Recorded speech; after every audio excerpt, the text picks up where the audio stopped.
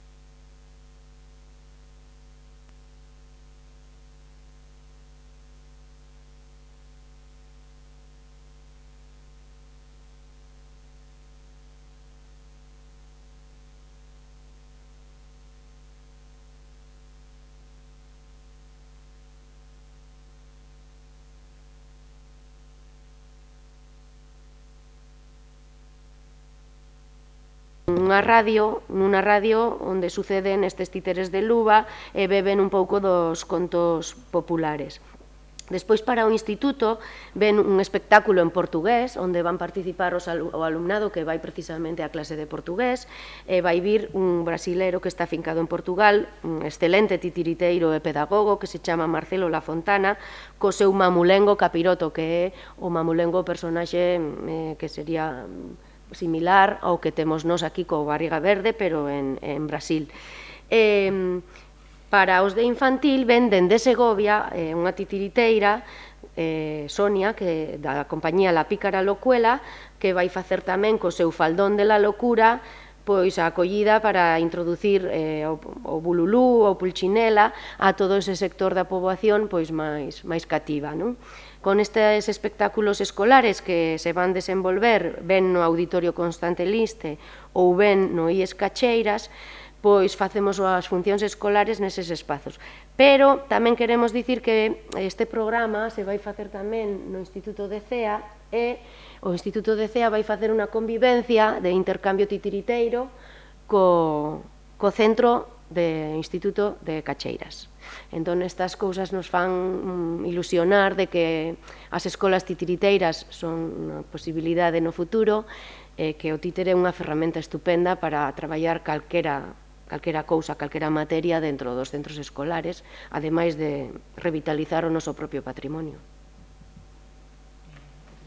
Pasolle a voz a Comba Campoi, que agora vai explicar un pouco propiamente o programa xeral do Titiriberia.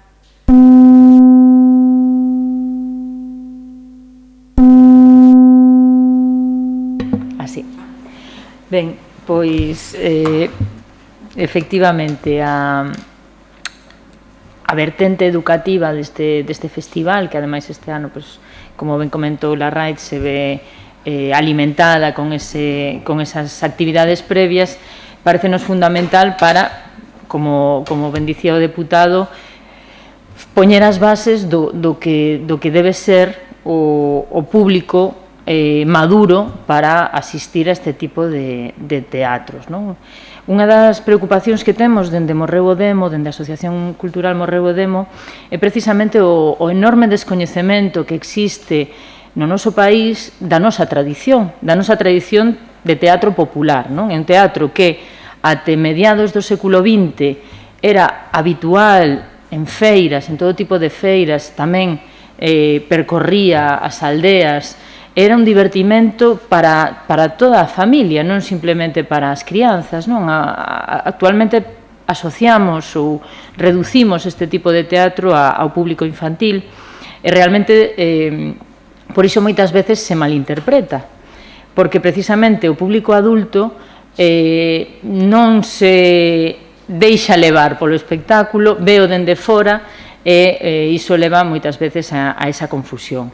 Por iso, para nos, a parte educativa é fundamental neste festival e tamén a parte de recuperación do patrimonio. Unha das liñas que se revelou moi interesantes nas dúas anteriores edicións do Titiriberia foi a colaboración co tecido asociativo local. Pareceunos importante, tendo en conta que estamos nun concello moi disperso, de poboación dispersa, non centralizar todas as funcións nun só espazo, senón procurar aqueles espazos onde as distintas parroquias están habituadas a acudir a distintas actividades, non? Por iso abrimos o festival este sábado cunha función en colaboración coa Asociación de Veciñal e Cultural A Mamua, en Luou, co espectáculo de Barriga Verde, que recuperaron xa no ano 2000 a compañía Viravolta de Lalín, digamos que o Barriga Verde máis veterano de toda esta segunda ola de Barrigas Verdes, e precisamente comentábanos persoas da Asociación Cultural A Mamua que nese mesmo espazo actuara anos atrás, moitos anos atrás, a propia familia Silvenda, a familia que traía a Barriga Verde, non? Polo tanto, é unha maneira de recuperar para a veciñanza un referente cultural que tiñan perdido, non? Que se perdera na noite dos tempos.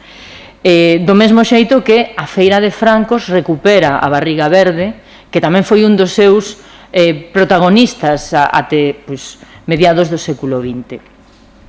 Seguindo con esta colaboración co tecido asociativo local, pois o mércores 13 pola tarde na Asociación Recreativa e Cultural dos Tilos estarán a compañía Cachirulo, que ademais é unha compañía que reside no propio Concello de Teo, polo tanto era importante que eles tamén participaran neste festival, co seu espectáculo máis recente que é Camiño de Aventuras, non? Un espectáculo onde se vinculan ademais personaxes da tradición popular vinculados ao Camiño de Santiago coa tradición de títeres, non? É dicir, este diálogo entre tradicións tamén é unha das patas do espírito do Festival Titiriberia. Por último, será coa Asociación Cultural Veciñal de Calo, onde pecharemos o festival con unha función de Sonia Zubiaga, que xa vai estar tamén nunha función escolar, como comentou Xala Raiz, e neste caso vai ser unha función para público familiar con outro espectáculo, Juego de Polichinelas, pero que xoga tamén pois, coas mesmas claves, non? Da recuperación da tradición de títeres populares, en este caso castellana, xogando pois, con claves de toda a tradición europea, porque trátase de unha tradición que vai alén de fronteiras.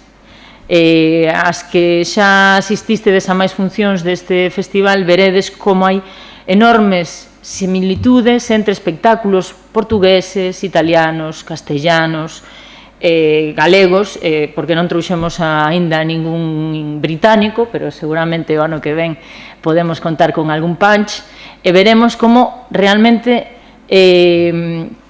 iso que se fala tanto, non, da cultura común europea e que a veces non atopamos motivos para xustificalo, realmente na tradición de títeres sí se ve, non? Porque aquí sí temos unha tradición común, temos un espectáculo que traspasa fronteiras e que fai rir a crianzas de todos os países por enriba de diferencias lingüísticas e culturais. E ben, remato co que será o plato forte deste festival, que é a serie de espectáculos que se representarán dentro da barraca que recrea a auténtica barraca do auténtico Barriga Verde, non? Que era así como lle chamaba a familia Silventa a súa barraca, e que volve a Francos, despois de tantos anos, volve a ocupar un espazo entre postos de castañas, entre polveiras, non só o propio día 11, non só o propio día da feira, senón a véspera, aproveitando tamén que a véspera de Francos é un día de festa para a xente de Teo, un día onde se reúnen a comer o polvo, a cantar, e, neste caso, ofrecemos tamén un espectáculo de varietés, un espectáculo de títeres para público adulto, que era algo que tamén xa se facía, que a propia familia Silvent incluía varietés no seu repertorio, daquela facían versións de folclóricas, facían versións de Antonio Molina, facían números de circo, eso todo mesturado cos títeres. Nós neste caso non imos facer nin folclóricas, nin imos beber tanto da tradición, digamos, castiza, senón precisamente imos darlle unha volta, non? Como pensamos que os tempos nos piden, non? Que cambiemos un pouquiño as fórmulas, coa conducción da actriz Iria Piñeiro, neste caso transformada na grande vedete Concha Cocos, que vai presentar unha serie de números breves, de números que utilizan títeres, pero non só, a cargo de artistas moi actuais do mundo titiriteiro e do mundo do circo galego, donde, ademais, curiosamente, comentábamos antes la Raiceu, temos un elenco maiormente feminino, non?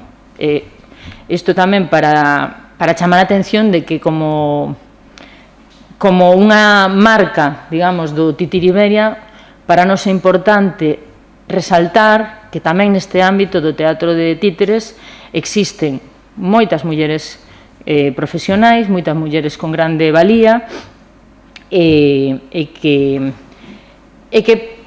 é unha aposta tamén do festival facer visible isto, non? Por iso temos un espectáculo de varietés protagonizado maiormente por mulleres titiriteiras, por mulleres artistas, e por iso tamén temos, que xa casi se me esquecía, a Irene Vecchia, a unha titiriteira napolitana, formada con, digamos, os mestres do títere tradicional de luva napolitano, cos que recuperaron a Pulcinella do esquecemento, non? Igual que Barriga Verde estaba a piques de ser esquecido, cando Viravolta o recuperou, pois en Nápoles un pouco se deu o mesmo proceso, non? Irene Vecchia vennos a deleitar con o seu espectáculo o propio día da Feira de Francos, pero ademais este fin de semana imparte un obradoiro de títere tradicional italiano, que evidentemente é algo que pode ser perfectamente aplicable aos profesionais do títere galego, porque, como decía antes, é unha tradición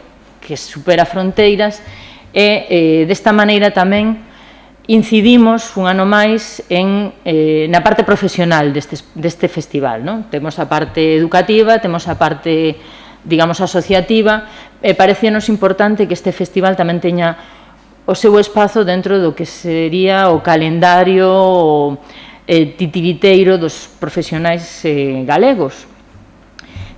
Tuvo moi boa acollida este obradoiro, é dicir, xa se completaron todas as prazas que estaban ofertadas. Mesmo veñen de fora. Mesmo veñen titiriteiras de fora de Galicia, temos a dúas persoas de Valencia e unha persoa de Segovia, que veñen aquí, estarán na Casa Común de Francos, non, onde é? En San Martiño e en... Sí, será ali o obradoiro. O obradoiro será en Calo. Perdón, o obradoiro será en Calo, eso era o meu despiste. Procuramos que a residencia dos artistas moitos sea tamén no propio Concello, dinamizando todas as... Claro, é unha maneira tamén de achegalos a visitar a Feira de San Martiño, non? Pero, bueno, quería facer referencia tamén a esta novidade, que é algo que non fixemos até agora, que é ofrecer un obradoiro para profesionais do teatro de títere no Titiriberia. Ademais, pois, o sábado, despois do obradoiro, teremos unha mesa redonda, eso sí que xa o levamos facendo varios anos, neste caso farémolo na Casa Grande de Cornide, un espazo co que levamos colaborando tamén dende o principio, e ali, pois,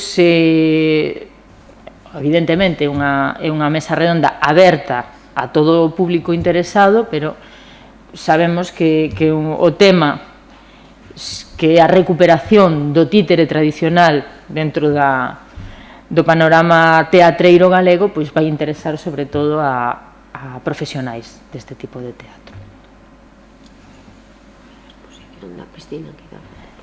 Sí, simplemente para completar este programa tan amplo, pois decirvos que dende o día 15 está aberta ao público nas piscinas de aquí da Ramallosa a exposición A Grande Familia de Barriga Verde, que é unha exposición na que poñemos en diálogo a tradición galega con as tradicións titiriteiras de outros lugares de Europa, e onde se ve precisamente que as diferenzas son mínimas, non? O sea, pode haber pequenas matices, pequenos trazos diferenciais, pero, ao fin e ao cabo, o personaxe de Barriga Verde mantén unha esencia común con todos os seus curmáns europeos, e esa esencia pasa precisamente por ese carácter irreverente, por ese carácter transgresor dun títere que foi creado xeración tras xeración, que foi aplaudido polos públicos xeración tras xeración,